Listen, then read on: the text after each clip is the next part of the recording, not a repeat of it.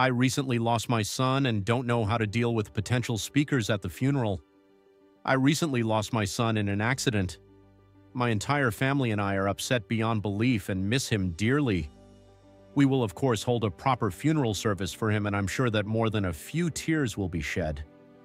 With regards to speakers, I have found myself in a strange dilemma. He moved away in his early 20s to another city. Before he left, he was always something of a loner with no real friends. Now, after his passing, I'm hearing from many friends of his in the city he moved to. They all describe him as being an incredibly open, outgoing, and incredibly sociable person.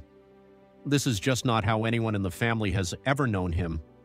He was always incredibly quiet and meek among other people for as long as we've known him. A Coop people have asked if they may say a few words during his funeral, and one person was so kind as to give a rough outline of the eulogy he intended to give. It was beautifully written, but in some ways I can't help but feel that it's about a person I've never met. I don't want to disrespect the friends my son has immediately before his death, but I'm also having trouble identifying speakers for his funeral because on top of his death, I'm only suddenly finding out about another side to his personality. I should mention, it's not possible that this is mistaken identity. Many of his friends have shared photos of him with me. Now his funeral is approaching and I don't know how to handle the speakers. I love my son and the people who have offered their condolences are wonderful, but finding out about a social life I ever knew about just breaks my heart.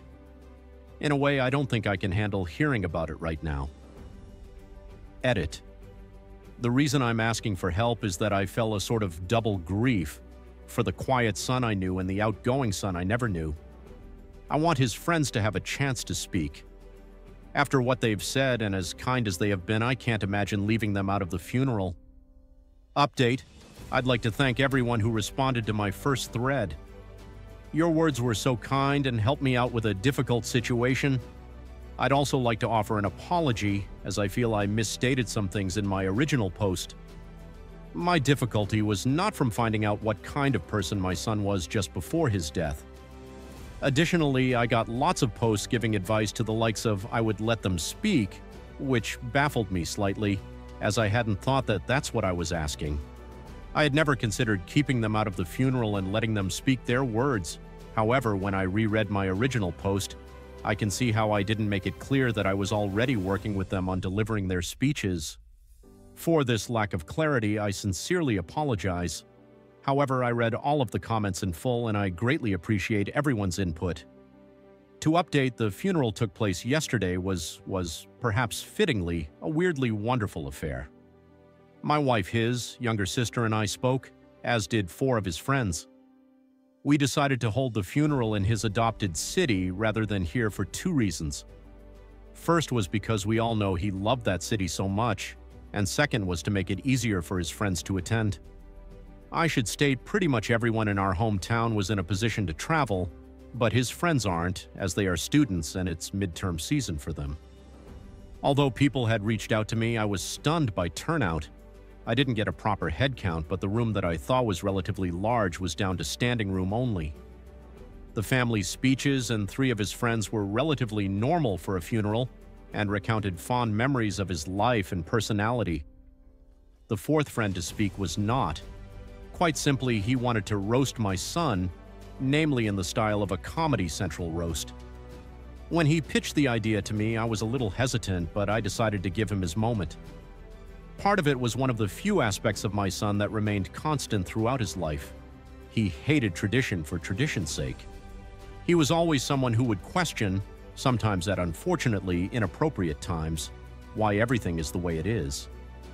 Think along the lines of, why is the bride supposed to wear white while actually at a wedding?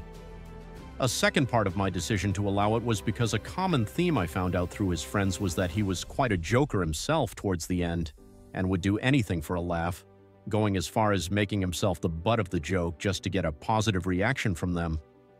Finally, I agreed because he was completely upfront with me about what he wanted to say. He handed me his script and said that if I was uncomfortable with it or the idea, that he would still be honored if he could give a more traditional speech. This led me to the one difficult in the funeral, namely, where do I put this joker? Do I do it at the beginning to set a tone or at the end to leave on a high?